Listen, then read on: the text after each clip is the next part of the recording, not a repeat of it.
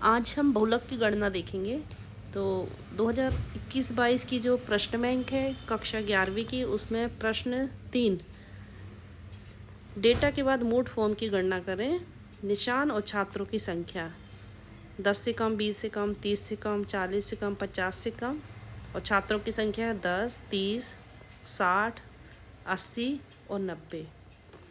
तो सबसे पहले हम इसको व्यवस्थित करेंगे। यदि से कम वाली आवृत्ति वाले वर्गांतर दिए हुए हैं तो इसको हम व्यवस्थित करने के लिए देखेंगे। पहले 10, 20, 30, 40, 50 है तो 10-10 का अंतर है, किंतु से कम दिया हुआ है तो 10 से कम, यानी हम इसको 10 पहले ले जाएंगे तो हो जाएगा ये 0 से 10। 20 से कम हो जाएगा 10 से 20। इसी प्रकार से 30 से कम है यदि तो हो जाएगा 20 से 30, और 40 से कम 30 से 40, और अंतिम है 50 से कम तो हो जाएगा 40 से 50। ये वर्गांतर बन गए अपने। अब वर्गांतर के बाद जो आवृत्ति दी हुई है तो ये ये संचयी आवृत्ति है, श्रेणी सतत है, ये क्लास इंटरवल। और जो यहाँ हम निकालेंगे फ्रीक्वेंसी, ये CF यानी संचयी आवृत्ति से हमें आवृत्ति निकालनी होगी। तो पहले 0 से 10 की आवृत्ति तो 10 ही होगी जो दी हुई है, किंतु 20 से कम की आवृत्ति जो 30 दी है तो ये 20 से कम यानी 0 से लेकर 20 तक के छात्रों की संख्या है 30, और जबकि 0 से 10 अपन निकाल चुके हैं 10, तो इसको घटाना होगा, यानी 30 में से यदि हम 10 घटाएंगे तो बराबर आएगा कितना, 20। तो इसकी आवृत्ति हो जाएगी 20। इसी प्रकार से 30 से कम 60 है तो 60 में से ये 30 घटा देंगे तो इसकी आवृत्ति हो जाएगी 30। 40 से कम की 80 है तो 80 में से 60 घटाएंगे तो हो जाएगा कितना, 20, और 90 में से 80 घटाएंगे तो हो जाएगा कितना, 10। तो इस प्रकार से अपन ने क्या किया, ये संचयी आवृत्ति से आवृत्ति निकाल ली है। अब बहुलक की गणना करना है। तो सतत श्रेणी में जब हम बहुलक की गणना करते हैं तो हम समूहन विधि का प्रयोग करते हैं। अब समूहन विधि क्या होती है? समूहन विधि में हमें समूह बनाने होते हैं।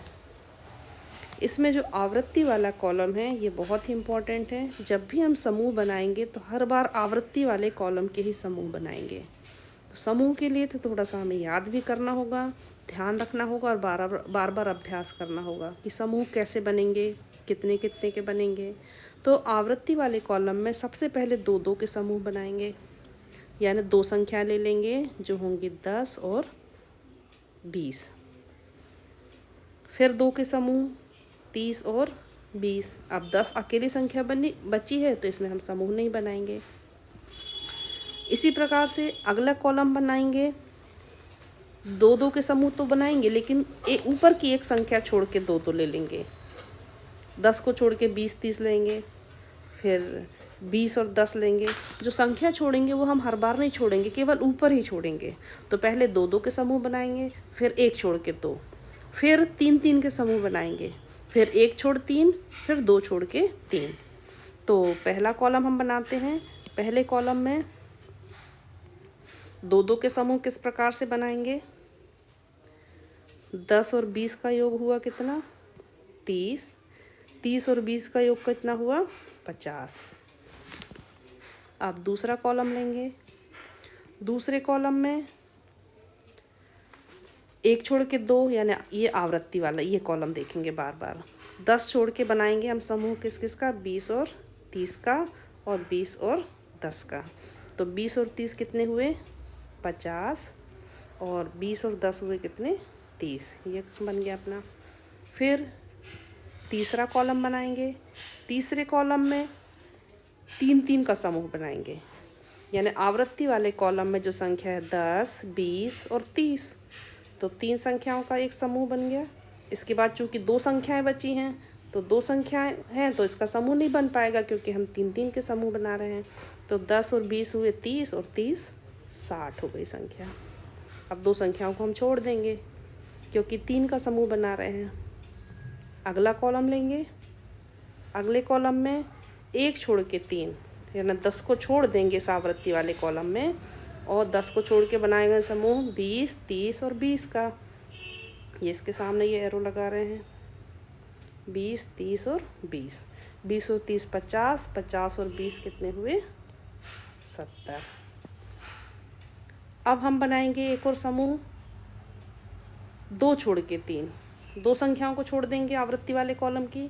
2 संख्याएं कौन कौन सी हैं, 10 और 20, 10 और 20 को छोड़ के 3 का एक समूह बना लेंगे, यानी समूह बनेगा अपना 30, 20 और 10 का। ये सीधे में एरो लगाया जा रहा है। 30 और 20 हुए कितने 50, 50 और 10 कितने हो गए 60। तो ये अपने समूह बन गए। पहले 2-2 का समूह बनाते हैं, फिर 1 छोड़ के 2, 3, 1 छोड़ के 3 और 2 छोड़ के 3। अब इसी कॉलम में हम अंतिम कॉलम में टैली मार्क्स लगाएंगे। टैली मार्क्स लगाने का तरीका क्या है, पुनः हम आवृत्ति वाले कॉलम, आवृत्ति वाला कॉलम बहुत महत्वपूर्ण है, बार बार हम आवृत्ति वाले कॉलम में ही जाएंगे। तो आवृत्ति वाले कॉलम की संख्या देखेंगे, पहले वाले में आवृत्ति जो है ये, तो इसमें सबसे पहले अधिकतम आवृत्ति कितनी है, ये 30 है। तो 30 के ठीक सामने एक टैली चिन्ह लगा लिया। फिर दूसरा कॉलम देखेंगे, बाद वाले कॉलम में अधिकतम आवृत्ति कितनी है 50। तो 50 के सामने टैली चिन्ह नहीं लगाएंगे, 50 किस किस के योग से बना है, यानी इस कॉलम में देखेंगे तो हमें आवृत्ति वाले कॉलम में जाना पड़ेगा, इस कॉलम में देखेंगे तो, इसमें देखेंगे तो भी हर बार हमें आवृत्ति वाले कॉलम में ही जाना पड़ेगा। तो आवृत्ति वाले कॉलम में जाके हम देखेंगे कि किस किस के योग से बना है और उसके पश्चात ही हम उसमें टैली चिन्ह लगाएंगे। तो दूसरे कॉलम में 50 सबसे अधिक आवृत्ति, 50 बना है 30 और 20 के योग से, तो 30 के सामने एक टैली चिन्ह लगाया और 20 के सामने। फिर अगले कॉलम में अधिकतम आवृत्ति कितनी है 50, 50 किस किस के योग से बना है, फिर हम आवृत्ति वाले कॉलम में जाएंगे, एक 20 के योग से बना है और 30 के योग से। फिर अगले कॉलम में अधिकतम आवृत्ति कितनी है 60, 60 3 का योग था, यानी 10, 20 और 30 के योग से बना है। फिर अगले कॉलम में एक की आवृत्ति 70, अधिकतम 70 जो था वो 20, 30 और 20 का योग था, तो 20 के सामने एक टैली चिन्ह लगाएंगे, 30 के सामने और पुनः 20 के सामने। फिर अंतिम कॉलम आवृत्ति कितनी है 60, 60 किस किस के योग से बना है 30, 20 और 10। अब टैली चिन्ह को यदि हम देख रहे हैं तो इसमें सबसे अधिक टैली चिन्ह कितने हैं, ये 5 और 1 6 सबसे अधिक टैली चिन्ह है। तो यहाँ हम लिखेंगे अधिकतम टैली चिन्ह 6 है, जिसके सामने का वर्ग 20 से 30 ये बहुलक वर्ग होगा। ये इसको हम ब्लॉक में कर दे रहे हैं, ये बहुलक वर्ग मिल गया अपने को। अब बहुलक निकालने के लिए हम सूत्र का प्रयोग करेंगे। सूत्र है m0 बराबर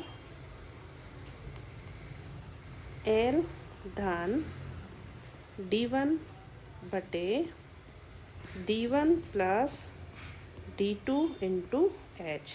ये NCERT की बुक का सूत्र है। आपने शायद 10th क्लास में भी बहुलक निकालना सीखा होगा, उसमें F1 F0 F2 करके सूत्र हैं। लेकिन यदि हम NCERT की बुक से पढ़ रहे हैं, NCERT का सिलेबस यदि है आपको तो उस बुक से अपने को इस सूत्र से भी बनना चाहिए।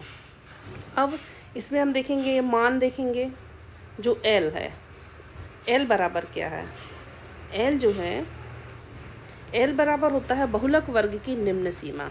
ये जो वर्ग है इसमें 2 सीमाएं हैं, बाएं हाथ तरफ की निम्न सीमा और दाएं हाथ तरफ की उच्च सीमा। तो बहुलक वर्ग अपने को 20 से 30 मिला है, इसमें बहुलक L होता है बहुलक वर्ग की निम्न सीमा, तो निम्न सीमा में कितना है ये 20, L बराबर हो जाएगा कितना 20। अब D1 बराबर, तो जो D1 है ये होता है बहुलक वर्ग के सामने की आवृत्ति जो कितनी है 30 और बहुलक वर्ग के बाद की आवृत्ति जो 20 है, इनके बीच का अंतर, यानी F1 माइनस F2 आपने जो 10th क्लास में सूत्र के अनुसार पढ़ा था। या आप ऐसे याद रख सकते हैं, D1 बराबर होता है बहुलक वर्ग के सामने की आवृत्ति और बाद की आवृत्ति के बीच का अंतर। तो 30 में से यदि अपन 20 घटाएंगे तो बराबर आ जाएगा कितना 10। इसी प्रकार से D2 होता है बहुलक वर्ग के सामने की आवृत्ति, ये 30 है, और बहुलक वर्ग के पूर्व की आवृत्ति का अंतर, यानी 30 में से फिर हम 20 घटाएंगे तो ये कितना आया 10। फिर H एच होता है वर्गांतर, यानी L1 और L2 के बीच का अंतर। हम इस अंतर को निकालने के लिए फॉर्मूले का भी प्रयोग कर सकते हैं। L2 माइनस L1, L2 है ये 30 और L1 है 20। 30 में से 20 गए तो कितना हुआ 10। अब इसमें चूंकि 10 10 10 ही आ रहा है, दूसरे गणित में अंतर भी आ सकता है। इसमें संख्याएं ऐसी हैं तो इसमें D1 भी 10 आ रहा है, D2 भी 10 आ रहा है, H भी 10 आ रहा है, लेकिन हर समय ऐसा होना आवश्यक नहीं है। अब ये अपने को सारी चीज़ें मिल गई, पुनः रिपीट करेंगे। L होता है बहुलक वर्ग की निम्न सीमा 20। D1 होता है बहुलक वर्ग के सामने की आवृत्ति और बाद की आवृत्ति का अंतर 10। D2 होता है बहुलक वर्ग के सामने की आवृत्ति और पूर्व की आवृत्ति का अंतर, जो मिला अपने को 10। और H होता है बहुलक वर्ग का अंतर, जो हमने L2 माइनस L1 से निकाले ना, 30 में से 20 गए तो कितना आया 10। अब इसको हम सूत्र में रखेंगे और सॉल्व करेंगे। m0 बराबर L की जगह रख देंगे कितना 20 धन D1 है 10 बटे D1 10 धन D2 भी 10 इंटू H भी कितना है 10 बराबर 20 धन 10 बटे 10 कितना हुआ 20 इंटू 10, फिर 20 धन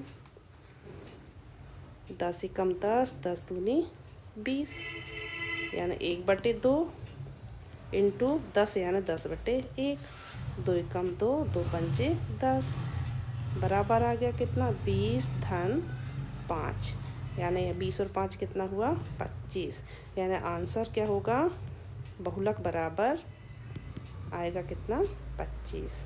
तो उम्मीद है आपको ये समझ आया होगा। ये प्रश्न बैंक का प्रश्न है, ये बहुलक की गणना। तो थैंक यू।